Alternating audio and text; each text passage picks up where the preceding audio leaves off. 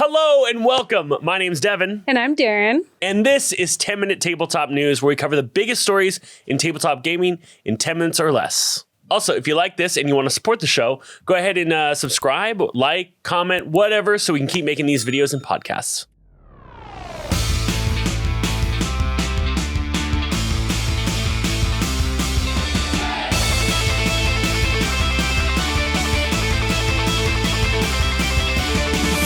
Devin, long time no see. Yeah. Hey. Well, I do see you a lot, actually. It's fine. But all right, let's get into it. So Diablo is set to become the next video game turned into a tabletop RPG game, reported by Dicebreaker this week. So both games are being developed by Glass Cannon Unplugged, the people behind the Apex Legends and the Frostpunk board games. Diablo will be the developer's first foray into tabletop RPGs. The system will be completely new as opposed to being a 5e or a PBTA hack, and it will feature a fast-paced combat as well as some kind of inner struggle. The TTRPG is planned to release at BlizzCon 2024, while the board game will be crowdfunded. Now, here's what's crazy, right? Every time a movie would get released, like I feel in the 90s and early 2000s, there was a novel companion. Right? Oh, yes. Do you remember that? I remember those. I remember seeing like the Spider-Man novel. It was like the novelization of the movie. Yeah. I feel we're seeing this happen with board games now. Video games are media, right? Yeah. Just like a movie, like the comic book movies, Marvel, right? Yeah. All of the Marvel movies, that's a type of media that is like incredibly popular. And it makes sense to like want to make a tabletop RPG because it is another vector for your business. I mean, that's like memory unlocked, by the way, of the novelizations of movies. It's also made me think of the people from NAPOD. They do 8-Bit Book Club, which kind of does like, they talk about like the novelization of video game books that people used to do. So I think it's super fun. It's super kitschy. It's like back in the analog version of kind of like choosing your own adventure, which is fun. But what's wild too is like Diablo is a huge franchise. Yeah. And this feels like another move that, you know, will probably lead towards a movie or a TV show. I could see a Diablo cartoon animated series on Netflix. Yeah, I could see that. One of the things I did find really interesting about this specific tabletop RPG game, it's going to feature fast-paced combat, which I think as a tabletop RPG player is something that usually is the number one complaint about combat. Like, I don't think it's going to happen. Prove me wrong, Diablo. Oh, you don't think it's possible? I've just never seen fast combat in a tabletop RPG. I mean, I've played games that are faster. I don't think it'll ever be Diablo fast. I mean, yeah. I mean, speaking of the video game, which is literally just like, beep, beep, beep, beep, beep, beep, beep. Like, how fast will the combat be? I don't know. We'll see. It makes sense, though. A game like Diablo would come out with a super fast pace. Right? We'll see how fast paced. Well, in comparison to what combat is usually in TTRPG, I think anything faster than that would be fast paced. So we'll see. And for our next story, so Palladium Books has raised $500,000 for the new Teenage Mutant Ninja Turtles TTRPG. That is a lot of T's. A remastered version of the game from the 80s. This game will feature some updated rules and mechanics and some new art. Now, this is wild because this is Nickelodeon's second foray into one of their IP being created into a tabletop RPG. We had Avatar: The Last Airbender, right? That did incredibly well. Teenage Mutant Ninja Turtles, it's only like 4 days in and it's at $500,000. I think it's easily going to hit $1 million. Yeah, I mean, people are still very much I was actually surprised when the new Teenage Mutant Ninja Turtles movie was coming out. Like, they did a pretty hard marketing campaign for children today. Like, I felt like they really, I mean, and we talked about this a little with the Walking Dead tabletop RPG, right? It's all about like the brand awareness and how much you lean into the marketing. And just as a consumer, I feel like I haven't stopped seeing Teenage Mutant Ninja Turtles content since the movie has come out. And the movie did fantastic, right? Like, I believe they already greenlit a sequel. And here's what's wild. Think about this. Between the years of 1988 and 1997, I think over 400 Teenage Mutant Ninja Turtle toys were created. And it sold over $1 billion in toys. That's like the third best sales for toys at that time. Yeah. It was like G.I. Joe, Star Wars, Teenage Mutant Ninja Turtles. Oh, I mean, that was kind of when I was growing up. So I totally remember that just like dominating the space. And now it seems very much like they've done the successful job of getting it into the next generation. What's interesting, though, is like what is going to happen here with nostalgia? Because nostalgia is obviously really important to like how D&D has continued to thrive because people remember it. And this is a nostalgia that's like, you know, in the 80s rather than the 70s and 80s, right? So I think that nostalgia, the release of the movie, is going to be great for them. I mean, Avatar: The Last Airbender is going to have another pop because TV show on Netflix just had its trailer drop. People are excited for that. So we're probably going to see another Avatar bump. Also, Avatar's new series is coming out next year. There's also something interesting to think about in terms of like the fact that the people from the 80s is kind of what's fueling this like renaissance of D&D. So it's kind of the same age bracket. So I could see that nostalgia crossing over some way. Nostalgia's important, right? Yeah. Can you say TMNT TTRPG 3 times fast, please? TMNT TTRPG. TMNT TTRPG. Nailed it. For our next story, a little bit about Stormlight Archives. Excuse I know me? you are a huge Sanderson fan. Excuse me? But the Stormlight Archives is being made into a tabletop RPG with some huge names behind it. Hold on, I just have to catch my breath. Okay, I am a Brandy Sandy super fan, and Stormlight is like, all right, this is not about me, okay? okay, it's not about me, all right? And the thing is, the reason why this is so exciting, the reason I think you're going to love this, Sanderson has sold over 40 million books. This seems to be the move with most media empires right now.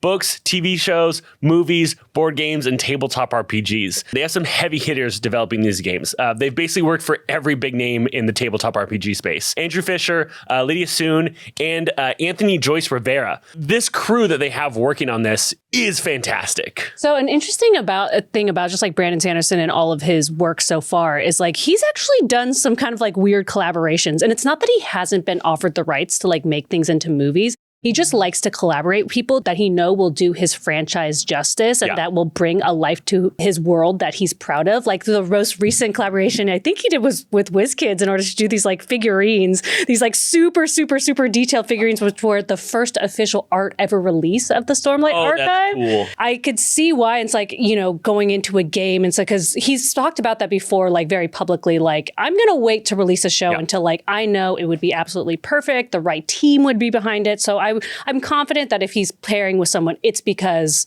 it's a great team behind it. A year ago, he was in some talks for some TV show and movies, but obviously that's probably been stalled out a ton because of the writer's strike, the actor's strike. But now that both the actor's strike and the writer's strike are over, which is exciting, I'm sure we're going to see like some news come in the next few months. I will be the first customer, so catch me on that.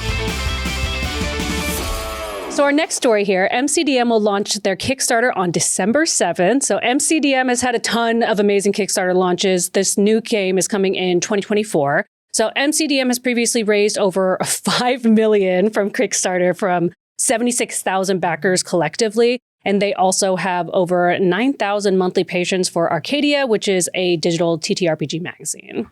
Now, there is so much love for MCDM and the work they do. They have a rabid fan base. But why this is important? This is another huge 2024 high fantasy tabletop RPG launch. We're going to have Stormlight in 2024. We're going to have MCDMs in 2024. We're going to have the new 5th edition remaster, 5.5, whatever you want to call it, in 2024. You're going to have Diablo in 2024. 2024 is going to have some huge launches to it. It's going to be thick with fantasy. That fantasy lore is going to be coming in hot. 100%. It's important to see this because this is going to kind of tell like, hey, are they ready to be a competitor in the space as a game system? Because they've normally only made 5th edition supplements.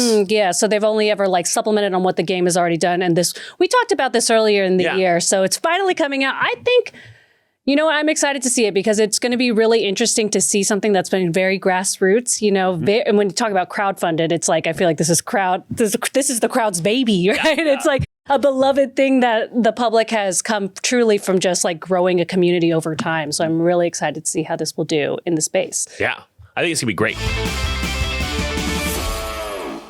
Our next story, the starter set for Wrath and Glory, the 40K tabletop RPG, is set to release in 2024. Cubicle 7 is the publisher for all Warhammer 40K tabletop RPGs. And Warhammer 40K, they have also a rabid fan base. I mean, think these people are buying the resin miniatures, putting together these armies. You are painting hundreds of miniatures. Insert the memes of like the Warhammer tables that are just like...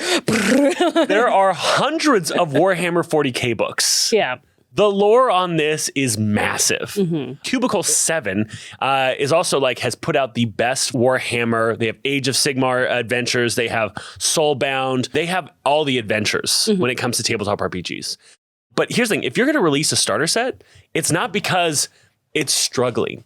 It is because it is thriving, and this is a great way to grow because it takes a lot of money to create a starter set and then push that into game stores. So you're basically having like a rabid fan base that like already has a bunch of content and a bunch of, what is the word I'm looking for? I mean, they got the minis for all. Yes. Yeah, right? Memorable or paraphernalia already. It's like this, and it's just like upping that ante. Yeah, and here's the thing: if you look at what Warhammer 40K is, you have the new video game coming out, which is also a CRPG, which has a lot of fanfare on the the early access or the folks have seen early previews of it. There's this renewed interest in CRPGs, which is Baldur's Gate. Like turn-based role-playing games for PS5, Xbox, computer. There's a renewed interest in it because of Baldur's Gate, and so they have a new game coming out called Rogue Trader. Is probably going to be success from the early previews and the early reviews. Yeah, just because of the rabid attraction that Baldur's Gate has pulled different people into this kind of space. Because I think we talked about in another tabletop RPG news that Baldur's Gate has brought in a bunch of people I know that don't even play D&D, don't even play TTRPGs, and got them to understand the basic mechanics of how these games work. If you could get those people interested in a tabletop RPG because there's an easy entry point, that is great with the starter set. So I'm really excited to see what this means for Cubicle 7 in general and the Warhammer franchise. All right, the next and the final story that we have here is The Crooked Moon, a folk horror in 5e by Legends of Avantris, is a 400-page supplement created by the actual play show Legends of Avantris. That was a tongue twister. It is a 5e adventure and setting that focuses on dark folk tales and horror themes. Why is this important? It's because this is an actual play show that is fairly new to the scene. I don't believe they've released a Kickstarter before, but they raised $4 million on their first Kickstarter. That's amazing. Dang. Congratulations. Holy crap. The fact that this space could allow for a fairly new creator to come out and raise $4 million on a Kickstarter is impressive. Yeah, that really shows the quality will go a long way. If you build it, they will come. Right? We also have Shadow Dark. That did $1 million. That was an OSR Kickstarter, and that was also kind of a fairly newer name in the tabletop RPG space, and it absolutely crushed.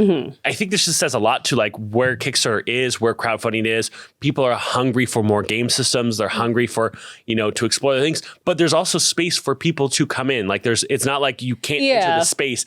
$4 million in a Kickstarter for the first time is incredible. That's more than MCDM's first Kickstarter. It makes me love the tabletop RPG community because I think we're heading to a point of not oversaturation, but we're expanding and a lot of people are getting into it. And usually that kind of will start to trend in that, like you said, certain things will make it easy or harder to access that space if you're just starting truly from the ground up. So I think it's really lovely that something that truly people love, if they get behind it and they're passionate about it, they will prop it up to the point of great success. I think that speaks wonderfully about it makes me love being it. And also, there's not a whole lot of actual play shows that have had incredibly breathtakingly successful Kickstarters.